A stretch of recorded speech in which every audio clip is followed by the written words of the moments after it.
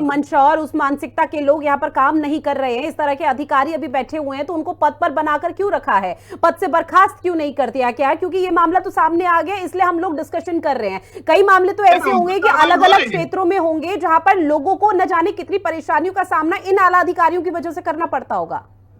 देखिए रितु भंडारी जी, लॉटरी किसी जैन उनके जी आपके ऊपर पास जो है कार्रवाई हो रही है। जी जैसे ही उनकी होगी वो सब जांच के विषय में जो भी होगा उचित कार्रवाई की जाएगी। ठीक है। मैं आपके माध्यम से उत्तर प्रदेश अस्पतालों में जितने भी हम्म। प्रभारी या डॉक्टर हैं, मैं सबसे विनम्र निवेदन करना चाहता हूं कि अगर आप 2017 वाली सरकार के मानसिकता के लोग, भाई सुधर जाइए। यह योगी सरकार ये बर्दाश्त करने वाली नहीं है। जब सरकार जनता के प्रति ईमानदारी के साथ, भ्रष्टाचार मुक्त सरकार, अच्छी कानून के साथ, अच्छा स्वास्थ्य के साथ सरकार चलाई जा रही है, तो आपको अब समझ जाना चाहिए कि 8 साल हो गए, अब तो आप अपनी मानसिकता चेंज कर लो। लेकिन ठीक है। कुछ ऐसे मानसिकता के लोग हैं जो इस तरह की पलीता लगाने का काम करते हैं, ठीक इन पे जरूर कार्रवाई होगी भंडारी। ठीक है। अभिमन्यु त्यागी जी भी हमारे साथ जुड़ चुके हैं, जो कि कांग्रेस के प्रवक्ता है। सर, आपका भी बहुत स्वागत हिंदी खबर में। दो वीडियोस वायरल हो रहे हैं, एक बलिया का, एक गाजीपुर का। इसको लेकर कांग्रेस पार्टी का क्या सोचना? देखिए रितु जी, अब साफ हो चुका है हम्म। कि भारतीय जनता पार्टी की जो नेता पूरा गुंडाराज इन्होंने चला रखा है। एक इंजीनियर को पीटते हैं, जूता बजाकर पीटते हैं। जब ये सरकारी कर्मचारियों को पीट सकते हैं तो आम जनता के साथ ये क्या हाल करते होंगे। जंगल राज प्रदेश में आ चुका है। खुद भाजपा सब के सहयोगी दल के विधायक कहते हैं कि दवाइयों की कमी है, तभी जाके मैं डॉक्टरों से लड़ रहा हूं। यानी खुद पोल खुल रही है। इनका गुजरात मॉडल, यूपी मॉडल, योगी मॉडल, मोदी मॉडल सब सामने आ चुका है। और ये जो ईमानदार अधिकारी, आईएएस, आईपीएस, डॉक्टर, इंजीनियर, बिजली कर्मचारी, स्वास्थ्य कर्मचारी, ये किसी को काम नहीं करने देना चाहते, हर जगह जाके गुंडागर्दी करते हैं। इनसे एक सवाल पूछा जाना चाहिए रितु जी कि ये जो सरकारी एम्प्लॉय है, ये भार्गव जी, एक बार कंप्लीट हो जाए उनकी बात। आपके नौकर है क्या? भारतीय जनता पार्टी के लिए इन्होंने नौकरी करी है कि ये जाएंगे उनको जूतों से मारेंगे, ये जाएंगे उनसे लड़ाई करेंगे? अरे आपको कुछ सवाल करना है, आपको सचमुच में समाधान करना है तो दवाइयां पहुंचाइए। आपके अस्पताल तक में दवाइयां नहीं है, आपका बिजली आपूर्ति नहीं है, तो आप जाकर इंजीनियर को पीटेंगे? अब ये काम क्या कांग्रेस पार्टी का कि कूड़ा उठाएगी?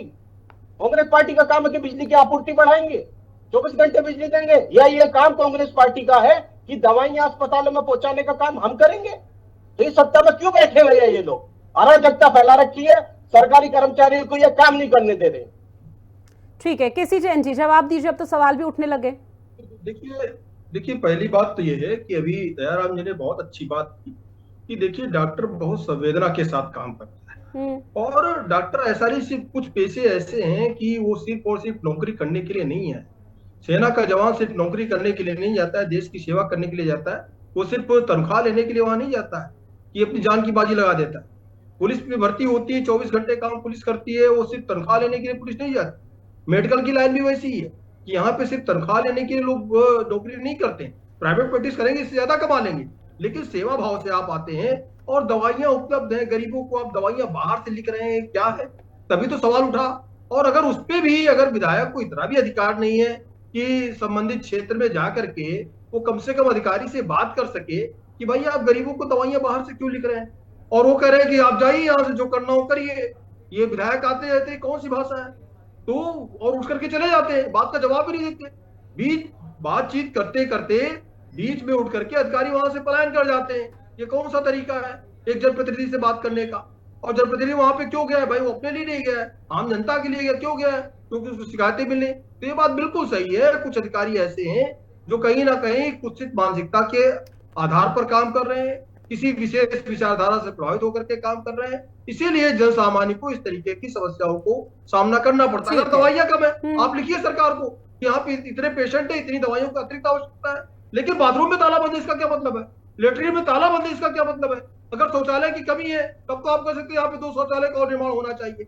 और साथ ही साथ जो मुख्य चिकित्सा अधिकारी होता है उससे आप शिकायत कर सकते हैं। लेकिन यहाँ पे क्या हो रहा है? यहाँ पे सीधे सीधे पेशेंट लौटाए जा रहे हैं, या तो पेशेंट ज्यादा बदता हो रही है, पेशेंटों के जो तीमारदार हैं उनके साथ मारपीट हो रही है वालों पे। अगर ये सारी चीजें हो रही हैं तो इसके लिए ही तो जनप्रतिनिधि चुना जाता है। अगर अधिकारी ठीक से काम करने के लिए फिर जनप्रतिनिधि की आवश्यकता ही नहीं है। हमें लगता है भाई लोकल स्तर से लेकर के, ग्राम प्रधान से लेकर के, और उसके बाद में जो है जो ऊपर तक विधायक तक और शासक तक होते इसीलिए होते हैं कि अगर वहां पे जनप्रतिनिधि ठीक से काम नहीं कर रहा है, वहां पे अगर जन सामान्य अधिकारी ठीक से काम नहीं कर रहे हैं, वहां पे जनप्रतिनिधि जाकर के उन चीजों को ठीक करे, क्योंकि आम आदमी की तो कोई सुनने वाला नहीं होता है ना। निश्चित तौर पर सर आपकी बात से मैं पूरी तरह से सहमत हूं, लेकिन विपक्ष की तरफ से सवाल तो ये भी उठाया जा रहा है ना कि 2022 में विधानसभा चुनाव हुए थे। भार्गव जी आप ही से सवाल है मेरा कि 2022 में विधानसभा चुनाव हुए थे और 2025 में जनप्रतिनिधि को ये पता चल रहा है कि उसके क्षेत्र की जो यहाँ पर अस्पताल है वहां पर अव्यवस्था है, तो वो मौके पर पहुंचते हैं और अधिकारी को फटकार लगा देते हैं। ये कहां तक उचित है? आने वाले समय में चुनाव है, क्या इसी वजह से अलर्ट मोड पर जनप्रतिनिधि बैठ गए?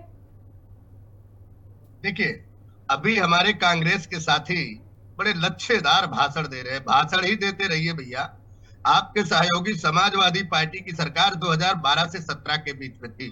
आपके जान करके बड़ी खुशी होगी, जिला बदर अपराधी लोक सेवा आयोग में यूपी पीसीएस में अध्यक्ष नियुक्त कर दिया। किसने? अखिलेश जी ने सरकार में कर दिया। उसके बाद जो अपराधी है उसको अध्यक्ष बना दिया गया, लेकिन उन पे आपराधिक मामले, गुंडा कानून, हत्या प्रयास 307 के दायरे में ऐसे लोगों को आप जो है निगम का अध्यक्ष बना देते हैं। वो तो इलाहाबाद हाई कोर्ट के बाद जाकर के उनकी नियुक्तियां निरस्त हुई। तो अपराधियों को संरक्षण कौन देता है? उत्तर प्रदेश में अपराधियों को संरक्षण देने का काम अगर कोई करता है तो वह करता है कांग्रेस और समाजवादी पार्टी की जो इंडी गठबंधन ये लोग करते हैं। अरे आज उत्तर प्रदेश उत्तम प्रदेश बन रहा है, आज उत्तर प्रदेश दंगा मुक्त प्रदेश है, आज उत्तर प्रदेश सबसे अच्छा प्रदेश है, भ्रष्टाचार मुक्त प्रदेश है। आप शौचालय की कल्पना करते थे, योगी मोदी ने शौचालय दिया देश और प्रदेश को। आप स्वास्थ्य की कल्पना करते थे, आज स्वास्थ्य के लिए लोगों को 5 लाख रुपए का बीमा दिया गया। आप गरीबों की बात करते थे, 80 करोड़ लोगों को मुफ्त राशन देने का काम योगी मोदी एनडीए की सरकार ने दिया। तो आप इन चीजों को कैसे कर रहे हैं? उत्तर प्रदेश में किस तरह पत्रकार को, क्या नाम है, शाहजहांपुर के पत्रकार को किस तरह जलाया गया था, क्या वह भूल जाएगी? क्या समाजवादी पार्टी के कृतियों से कोई ये जान सकता है कि समाजवादी सरकार में उत्तर प्रदेश की जनता का क्या हालात था?